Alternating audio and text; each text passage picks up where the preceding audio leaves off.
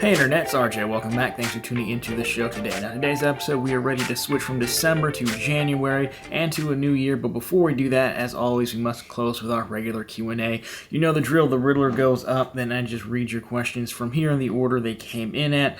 We'll have chapters, tools down below because these videos generally go long. But we've got everything from credit card of the year, which Amex cards do I want? Someone doesn't know me that well, and what are my plans for the next year and beyond. So, of course, if that sounds interesting to you, then go ahead, press the subscribe button, and let's get to work. Now, again, no particular order here, just that they came in. So, Jared checking in here said for the other channel, so we're starting out with the shameless plug. So we have another channel called Run on the Bank, which focuses on bank account bonuses. You can make a lot of money in the new year. I'll link it down below for you. But now that we're all talking the same language here, what are general tips for spoofing direct deposits? How are direct deposits? I see it was you and not me. Got it. But it's okay. Our ACH transfers look differently from banks' perspectives. Well, so most bank account bonuses on the personal side, they require direct deposits, usually from your employer, Social Security, something like that. There are ways to spoof them. Now, some banks, it doesn't even matter. Like some banks, they say it has to be a direct deposit, but regular ACH will work. The only way we figure out that is by crowdsourced data points or being the data point you want to see. Now, with that, if you're really looking to spoof them, business bank accounts are pretty good, and brokerage accounts. Now, specifically in business accounts, sometimes you can just do regular ACH, or certain business accounts will let you have kind of like a bill pay type deal, because you could be paying invoices, you could be paying employees. That's a little bit different. So you could load in yours. Let's just say you have a Bank of America account you're trying to hit. Maybe you have, an American Express business account, for example. You could go into American Express. I don't know if they have this feature specifically, but you could look for bill pay, add in Bank of America's account information, and do it like that, like you're paying a bill. That can work. Really, you're looking for it, make sure it doesn't say P2P, which is peer-to-peer, which is what an ACH would be. But that's generally the best way to do it. Brokerages, again, or another good one, because sometimes they code as, it looks like you're taking, your profits or something like that. So those would be my other two. Those would be the two to focus on. I would think that'd be your best bet to spoof something if you don't have a direct deposit. All right, next up here, what are some of your strategies for next year? So two main strategies come to mind, potentially. So I've said this before, but I kind of have to figure out what I want to close out Chase with before I'm done and locked out again for a long time. So originally I was going to move a Freedom Unlimited to another Freedom Flex, because apparently it's hard. You can no longer get OG Freedoms anymore with that, but you can still get multiple Freedom Flexes, though, which is odd, but that's fine. So I was going to do that, but then the Q1 categories are groceries, so I don't know if I need a Freedom Unlimited with that bonus going, plus the regular 3 Freedom cards, 4 technically if I did that. So I'll probably wait on that. The Ink Unlimited, I'd probably product change my Ink Unlimited. I think I can do it in February, change it to another Ink Cash card, then apply for that again. Hopefully elevated bonuses are still there, but I'd probably do it even if they weren't. And then, weirdly enough, I might go after Bank of America. I have an old 401k from an old job that I'm debating moving to Merrill Lynch, doing an IRA, and that would put me in Platinum Honor status, because Platinum Honors isn't hard to get if you're having something like a 401k converting to an IRA, right? Because then if you've been working for, any amount of time, then it sounds flippant, but like 100K is not that much, when you're talking about it. So that could be a strategy as well. I mean, I'll probably do a full video on that when I do it, because there's some multiple steps involved that you can actually, stack some bonuses as well. But right now, those are my two strategies. Continue to strengthen up the cashback setup, and then go through Chase one last time. Inevitable. See, apparently these aren't in order, because he says first. I believe him that he was first, but apparently these comments don't go in order on the app. So whatever. We'll give him credit nonetheless. So I recently booked tickets to Japan through Avianca Life Miles, transferring MR points and paying taxes and fees with the Amex card. How does travel protection work through Transfer Partner? Should I purchase any additional protections? What card do you recommend to put in my wallet for Japan besides the Schwab debit card? Well, it sounds like a fun trip, so safe travels to you, sir. Good question. So normally if you're booking through a travel portal and using points, you still get all the protections that that card would offer. When you're transferring points out, again, it basically becomes a separate thing, like you're just booking through the airline in this case, and it doesn't necessarily have anything to do with the card itself. So my understanding is that you probably have to book at least part of the ticket, part of something on the credit card you want to use for travel protections, because you mentioned so like the taxes and fees or like that leftover amount, sometimes that could work. That'll depend on the cards. I'm guessing you're using some kind of Amex card, probably a platinum or something. So I would double check that in what they ask for. But I think as long as you book a portion of it, you should be good on the travel card there. But because you're going through the airline directly, you don't automatically get the travel protections that you would on a credit card if you use the card directly to pay everything, or if you use their travel portal. So as far as what other protections you need, I mean, it's really whatever you want, whatever you feel comfortable with, which is kind of a cop-out answer. So myself, I probably wouldn't want to buy travel insurances or protections, but, you can definitely go through and buy. If you think this might get canceled or something and life might come up, then you could look at something like that, adding that as well. As far as what other cards to consider, I mean, I don't know which cards you have. Like, I wouldn't necessarily go out and get another card, but again, you're going to want something with no foreign transaction fees, which you probably already know. I would say Venture X or Sapphire Reserve are still pretty good because, again, if you're going to be over there for a while and rent a car, you've got that. They have a wide range of multipliers, no foreign transaction fees. But again, if you have the Platinum, then you're probably fine just carrying that. Again, no foreign transaction fees. It should be enough. I think that'll probably, again, Schwab debit, because I think they waive the ATM fees and stuff and conversions if you need cash. So that's probably how I would do it. But again, let me know which cards you have down below, and then we can probably figure out which one's best to bring. All right, next up here, Ken Ketchum, credit card of the year. See, that's a tough one because I thought about this. We didn't see a ton of new cards. I mean, the best new card I think would be either the autograph from Wells Fargo, which is kind of just a relabeling of the Propel. Could have been the U.S. Bank Shoppers Rewards card for year number 1. I mean, I don't love the $95 annual fee, and U.S. Bank still annoys me with their redemption requirements. I'm tempted to go Venture X because they still loaded up a bunch of stuff on Venture X card. Now, it's a bad time to say Venture X because they just pulled the Priority Pass extra benefits like the restaurants and things like that. So it makes it a little bit tougher to say them right now. I also do think we're getting at the point with Venture X where we look at it like, okay, you're adding stuff, but how much of this stuff is of actual value to people? They added that program that you have like travel packages and bundles and itineraries and things like that. There's normally like $150 or something. They're just giving it to you, but I don't know that anyone wanted that to begin with, right? It's kind of like Amex and Departures. Does anyone care about the Departures magazine? So I'd say one of those, but no one really jumped out like they did last year. So I guess I'd give it to Venture X for continuing to add stuff, though we'll see how much stuff they continue to add going into, a full another year of the card, or the autograph is still a pretty good pickup. Or, a sleeper one, the AAA credit cards from Comenty Bank. So there's the U.S. Bank ones, but like the AAA cards are surprisingly good in cash back. That could be a sleeper. That could be a sleeper card of the year, honestly. I knew if I rambled long enough, I'd get a good answer. They hate me. Do you see any top tier cards, standard or co-branded annual fee increases in 2023? Well, at the time of taping this, there's like a nasty rumor going around that the Hilton Aspire may hike the annual fee. So it was written on Reddit, as most things are. Apparently the doctor phoned around and asked some sources. They said highly unlikely. Then we had another Reddit post where a user said, hey, I was chatting with Amex and they said they were going to do it. Which seems silly. I don't think that works. I don't think they would confirm it like that in chat. So I think yes. I think they want to, but it's a kind of a dangerous time to be hiking fees when you have all the same banks trying to will a recession into existence, in my opinion. So maybe you don't really want to hike fees, but I do think because again, when the platinum moved to 695, like that moved the water level up. The same with the new Marriott card when they got the annual fee, it's like 650 now. So if I'm Hilton, I'm like, the Hilton Aspire is better than the Marriott cards. I'm like, well, why am I at 450 when people have multiples of these and Marriott's up there at 650? I could at least move it up to 600 and still be beating them. So yeah, I think those would be up there. Everything else, I mean, I'm waiting for the Sapphire Reserve to say they're going to do it. Again, why wouldn't they? Because Amex did it, so they could still move up a little bit, and maybe give you some extra benefits, United Club access, Hyatt, things like that.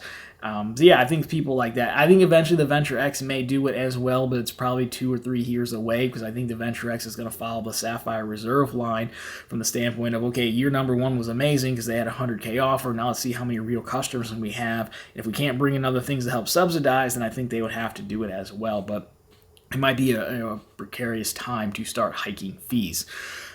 Jimmy James here. Given all the changes to cards, rewards programs, higher spend requirements, points, devaluations, do you think status and loyalty, airline, and hotel is even worth pursuing anymore?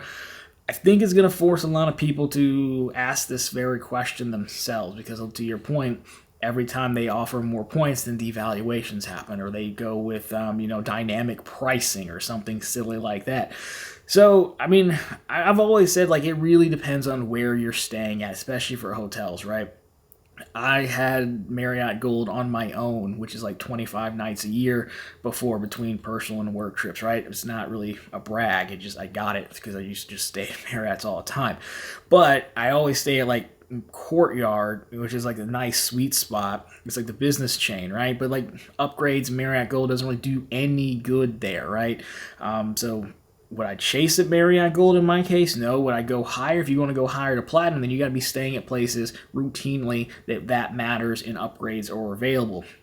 So I think for a lot of people, we had a sweet spot run where, yeah, it was easy to get these cards and give you status. And you can still get the status, especially in the hotel line, but it starts meaning less, to your point. Like Hilton Gold, the only good part about Hilton Gold is you get a little bit later check-in when they have the breakfast, but now they've nerfed it to just being like a breakfast voucher, which I know some people like. So is Hilton Gold really worth it that much to you anymore, or is it easier just to go to the McDonald's or the Dunkin' Donuts down the street for breakfast? I don't know. So I think that's kind of where we're at. I mean, airline has always been tough because airline just still requires a ton of spend. Even on something like a Delta Reserve, you still have to spend a lot to help get those MQMs or MQDs, whatever it is, right? So yeah, I think everyone's going to have to start taking a hard look and like, I have all these statuses, but what does it actually mean? Because they're getting more expensive. Marriott's a good example. We all wanted Marriott's platinum status, but it's going to cost you like $650 a year, like on the card. Can you get your money out of that? What is platinum worth to you when you're staying? So I do think it's getting harder, almost like a correction of sorts. We gave out too much of it, which devalues it, similar to lounges. Now there's going to be a correction. It goes back to the last question. I think people will want to start charging more for these cards, which is kind of like a way to say go away to people. All right, above here, for a business with a good amount of category spend, nothing that falls into most 4 or 5X categories, what strategy would you use? Go after bonuses. 15K on Hilton Surpass and businesses for free night, then 50K on Amex Blue business for 2X is what I'm currently doing. I mean, I think that strategy is fine to do that. Just again, depends on how you value the free night. I think, like, without a ton of other details about like how you run your business and anything, I'd also say that it doesn't really matter if you use personal cards or business cards for business expenses. The thing, in my experience, that matters is having the receipt. Now, it does make things easier, but you sound like you're not afraid to put spend on multiple cards. So I would still look around at the entire card landscape and see if something fit for you as well. Then just, remember to grab the receipts for that, and you should be good at the end of the year. There's also a card, if you like cash back, there's also like the Revenued business card. Now it's targeted at legitimate businesses, which it sounds like you are, but it's got like 3% back on everything. That could be a good option. It was a catch-all. Again, it's going to be more cash back, but that could be a good option to slide in there as well if you don't mind balancing things between MR points and regular cash. But yeah, when in doubt, I think sign up bonuses and don't count out personal cards who could have set multipliers that could help you along the way. Sledge Inc., what car are you interested the most for 2023? So, I mean, I'm still interested to see what Wells Fargo is going to do with their lineup. I mean, for being like the third largest bank, they've been MIA for so long. So, for us, I doubt that I'm going to get them. I just want to see what they're going to come up with because we've been talking about them for so long.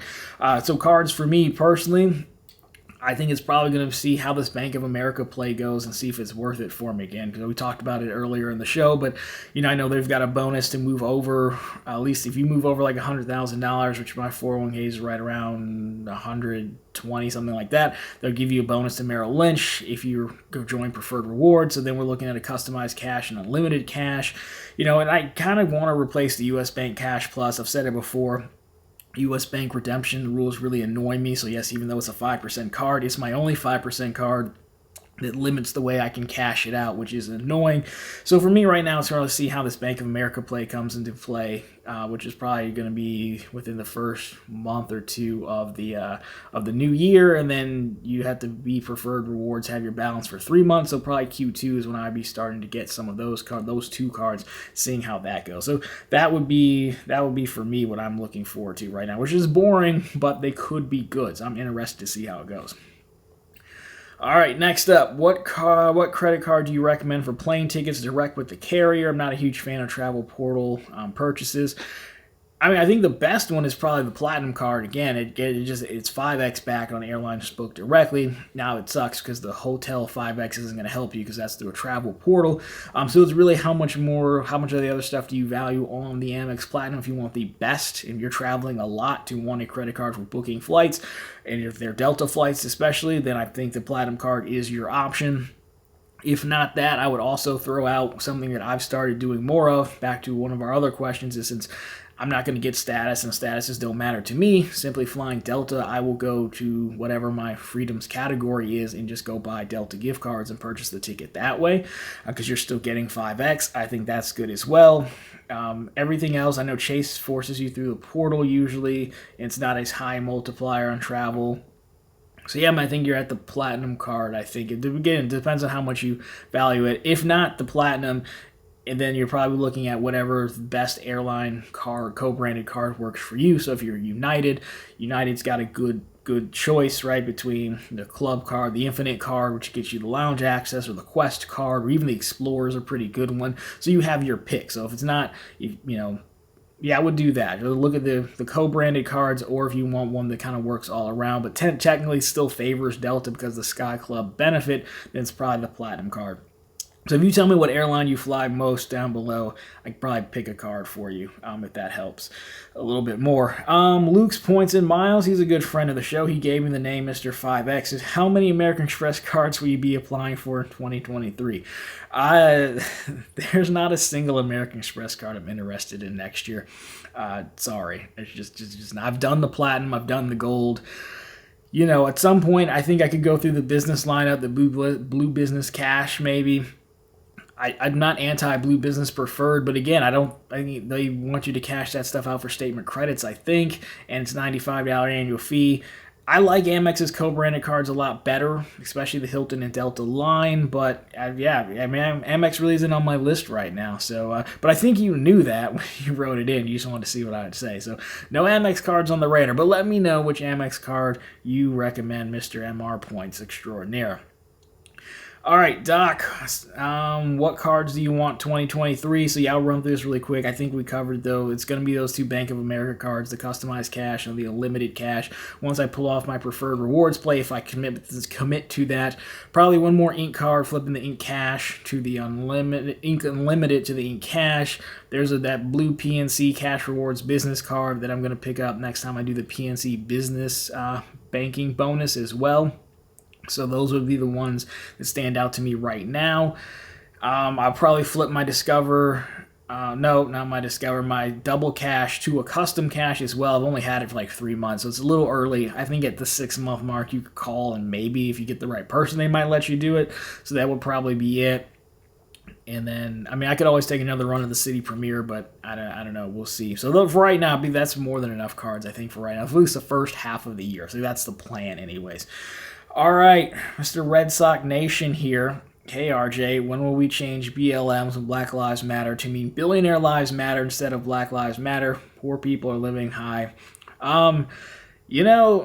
I will agree with you that we do go after billionaires a bit too much. But with that, I'd counter to you this question. I just want to know, how many Trump NFTs did you buy? That's what I want to know. Like, I can imagine, like, you stayed up late in your Trump jammies waiting till they went live at like 3 a.m. like we used to have to do for iPhones. And, for those people who might be newer to the show, you're going to think I'm being mean. I'm really not. Red Sox, like, he's known here. He lets us ask questions like this. We have a fun back and forth. I think it's fun. Maybe it's just funny to me. So, yeah, I just want to know how many Trump NFTs you bought. That's really what I want to know. Counter question to you, sir. The answer has to be all of them. All right. Next up, back on topic. Should I get the Bank of America Premium Elite Card to triple dip annual credits of $450? The earnings are exactly the same as the Premium Travel Card that I already have, but the Elite has $100 more effective annual fee. You're right. I am honors level. See, Bank of America is getting a lot of love this episode. 75% boost in earnings, but still cannot justify the $550 annual fee for same earning structure. You're right, you can't justify it because this is the laziest travel card I've ever seen anyone make. Like, this is like the most... Like, I get why you're asking it, but the Bank of America, they mailed it in so hard. Like, I agree with everything you said, so I'll put it on screen for you. But the Bank of America Premium Elite Card is basically the regular card, premium rewards travel card that they have, except it's like has some extra credits or coupons on it as well. The multiplier earnings is the exact same. So this guy's Platinum Honors, so it's not going to help him anymore there. The sign-up bonus on the Elite card is only like $500. It's not even enough to cover the annual fee in year number 1, which is crazy in its own right. Now, I think if you punched up to like Diamond Honors, you get a discount on it, or maybe that's just something I wanted to happen. So, I mean, look, I think if you want the extra $500 in the sign-up bonus and you can use those credits, I think for year number 1, it's fine.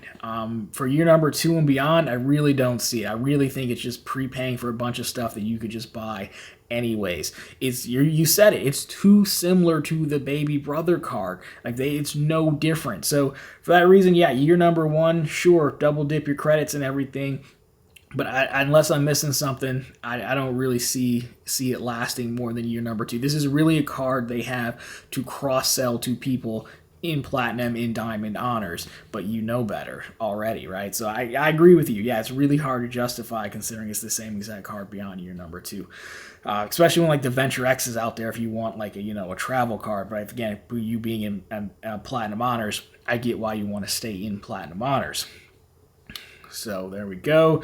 Dogface. What is the best strategy to run through the Amex Delta SkyMiles cards? Is it best to start with the reserve or the blue business or personal? Should I cancel a SkyMiles card before applying for another one? So I think these work similar to Hilton in this. I know that it's less prevalent, but I know it works. So a lot of times, like let's just say you get the Amex Blue card, which is like the basic card. Then on occasion, after your first year, Amex can offer you like an upgrade offer, right? So it'll say something like, hey, upgrade from the blue to the platinum, which is the next step up. Spend, I don't know, $4,000. We'll give you, 10,000 Sky Miles. I'm making this up. Okay, so what people would do is, when this happened on the Hilton line, they would upgrade from a Hilton Honors to a Hilton Surpass. So what they would do is they would first apply for a new Surpass card, get that new sign-up bonus. Then they would immediately take the upgrade offer from Honors to Surpass and lock in the upgrade as well. So they kept doing that in stages, and then eventually you can see how it goes. In a year's time, that Surpass you applied for, you could get an offer from either one of those to upgrade. Then you could apply for the Aspire, take the upgrade. And that's how people end up with multiple Aspire cards, usually. I don't see as many upgrade offers on the Delta, but I had the Delta Platinum for quite some time, and when you log in, they would pitch you to upgrade to the Reserve. It's also possible to phone in, like, hey, are there any upgrade offers available? So I think that's kind of the best way to play it if you want to like maximize everything. So as far as starting point goes, I mean, you could start with the blue one if you wanted, or you could start with the Platinum, then they'll still offer you the Reserve eventually.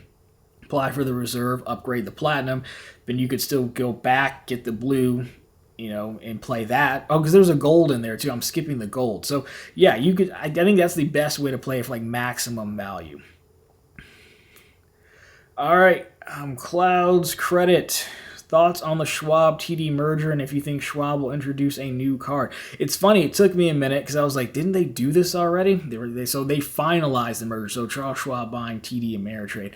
I think it's fine. I think in 2019 when this happened, it was a result of like that race to the bottom to like get back at Robinhood and all those brokerages that weren't charging any fees, so everyone dropped their fees. But it turned out we were making a ton of money on fees, which was a problem. So we had to see some consolidation. So I think that's why it happened. Funny story, because these videos already go super long, so I assume people watching this won't mind a story. In 2019, I actually did an interview to work at TD Ameritrade, not as a like a broker or anything, but like in Ann Arbor, down in Michigan. So in Ann Arbor, they have like an office for like technology and stuff. So it was a really cool office. I think it would have been like a technology project manager. Obviously didn't get the job, and then like a month later, the merger got announced, and then I think that office actually closed. So I guess I ended up dodging a bullet. But at the time, I really did want the job. So there's that. So yeah, I think they'll introduce one card. Like I think it'll just be a copy of like their Schwab card they have. Like it's either 1.5. I think it's 1.5. It should be 2% to match the Fidelity card. I can see them making a TD Ameritrade version of that because again, they're all trying to make up for the fees that they were losing and everything on having to match Robinhood and those guys is not charging any trading fees. So I think that would make a lot of sense.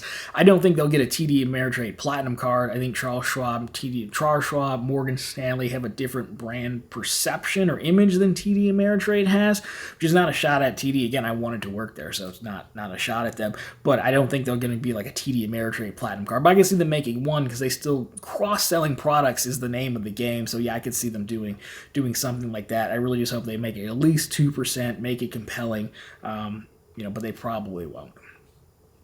All right, Victor Leedsma here. Which airlines do you prefer to fly to Europe? I've used United in the past, but have seen some great business class redemption offers with Flying Blue, which is KLM and Air France. Curious. So you must be new here because, I don't leave this house, man. I just stay in this room. I don't go outside. So I have not flown overseas to Europe. So I don't know a ton about this. So if anyone wants to jump in the comments. So what I would do, what I always recommend people is like simply pick the airline that you like the best or you like their rewards program the best. So you said KLM, Air France, that's underneath, I'm pretty sure that's underneath the Delta chain. I think that's Delta's like international deal. That's probably what I would end up doing because I like Delta over here. And I generally think people end up being happier picking the company that they like the best and have the best rewards with. So that's what I would probably do. But I don't know anything. I don't have any experience doing it, so I don't want to give you credit. I looked it up earlier to see what people were saying, but again, a lot of it's going to be based on personal experience and redemption. So I would say, if you're trying to go after the value, then yeah, you can go through and do the math ahead of time and kind of see, it's the cash price versus the amount of points you would have to redeem to see what kind of value you're getting. In addition to that, I'd also double check how easy it is to like move points, within the family of like SkyTeam, right? If you have Delta points, SkyMiles, can I easily move them to KLM and vice versa? I'd probably check like that. But yeah, if you like Delta over here, then I'd probably do that one personally. But again, if anyone else knows or has done it, let us know down below. All right, we've got two more here. So Curmudgeon. This YouTube thing, they added these handles, and now it messes me up because everyone has a different name. Like some people I know, and it messes me up because they're different. But that's okay. Predictions for 2023, new cards, benefit changes, state of the card industry general. What are your thoughts? So I'll probably do a full predictions video, but if you want the Cliff Notes version, I think we have to rule out predictions like Wells Fargo will finish their card lineup because we know that's going to happen. We believe Citi is going to make a new card. Some of these have said for multiple years. I think the first half of the year is going to be really interesting because I feel like banks are almost willing a recession into existence. I think the banks have a lot of money. They're well capitalized, so they kind of want a recession to happen so they can start buying stuff cheaply. But part of a recession means people stop spending money. So I think we'll see like an initial pullback on promotions. We've seen the Platinum card come back to like the 60 or 80K, which we haven't seen in a long time. It's usually been up to 100. I know you can still find 100, 125 out there, but normally it was the 120 was like the default on the homepage for everybody. So I think we'll still see them pull back a little bit, but then they'll realize, well, hey, we got to keep people spending again, so they'll try to ratchet things back up. So it could make Q2, when we get into spring and summer, pretty interesting, because we've seen it on bank bonuses as well, right? SoFi, Discover, Ally and Capital One all launched a very similar bank bonus, which was like, hey, open up a savings account. In addition to like the 3% APY, we'll give you 1% back on your money you deposit up to like $100,000. So it's pretty good, but you can see like that's a quick cap raise. That's why they were doing it. They just wanted more money to lend out. So I think once they've got all that money in-house, done some inventory, again, because credit card rates, are variable and go up off that Fed funds rate or that prime rate, I think they'll want to get people spending again. I think it's just going to take a while, take a little bit to adjust, see what happens, and then Q2, I think we'll ratchet up. As far as new benefits go, I think we're going to continue down the lounge path. I mean, we're, for whatever reason, but we talk more about new lounges than actual opening of new lounges, which I think is a problem. So I think we're actually going to have to see a little bit of a correction in the travel market, because I think we've given away this stuff for far too long, be it statuses, be it lounge access, things like that. I don't think it means what it used to mean anymore. I know we've talked about this a little bit earlier, but I think that's a problem, so we should see some changes there. We might see a shift to more of some lifestyle, in quotes, cards that don't necessarily need you to be 100% travel. That's what I think the Bank of America card, the elite card we just talked about, was trying to do, be a lifestyle card. It falls flat because that's all just stuff you could pay for, I guess. It doesn't really offer you that much more. And I've also thought that, and we'll also see, is just a guess, that how like they had in like whatever Staples Center is called now, Crypto something or other, where the Lakers and Clippers play. They have like that place where you can go as a platinum card member. I know they used to have some Amex thing in Barclays Arena where not the Nets, because I get yelled at every time I call them the New Jersey Nets, but Brooklyn Nets played at. I still remember from the Vince Carter, Jason Kidd days. I'm sorry. But the point is, I think they could be expanding away. In addition to lounges, we could add places in cool cities where you can go, and being a card member also matters. I think we'll see some stuff like that as well to try to make these cards really become a part of your life. Because if you borrow from the ecosystem, play from technology, which is all what we're really doing here, when it becomes a part of your everyday life, Apple Wallet becomes everyday life. When I put my gym membership on my wallet, use it every day, now it's ingrained. Now you're really in the ecosystem. So I think that's the next step. How do we get people using these cards all the time and getting perceived value even when they're not traveling? So those are kind of my predictions. I think I'll make a full video about predictions though. So let me know yours down below and what you think. So last one here, Skeagle01, tips on hitting sign-up bonuses on business cards. Got my first Amex Biz card, congratulations, and first card requiring that much spend, any types of purchases to avoid. So, yes, business cards are quite lofty in spend. So with Amex, I would say you just got to avoid anything that's manufacturer spend related. I wouldn't go buy a ton of gift cards. That's going to be a no-no. I'd do it on Chase. I wouldn't do it on Amex. They've shut down most of plastic and how that works. But I'm not saying do this. I'm not thinking out loud. Like, realistically, I've never understood why sending, let's just say you have a player 2, plastic's still okay for paying invoices and paying people. So I never understood why mailing a check to your player 2 or to your work address or her work address in her name wouldn't work. Now, yes, you get it with a 2.9% fee, but again, you're going to get way more outsized value, especially if they're MR points and you're transferring them to transfer partners. So I think you could keep an eye on that. I don't know why that would be blocked, because technically that's what the service is for, and I don't know how they would tell you're not paying a contractor. You're sending it to a business address to someone who's not you, but someone who's going to give you the check to cash. I think that could be good. Tax time's coming up.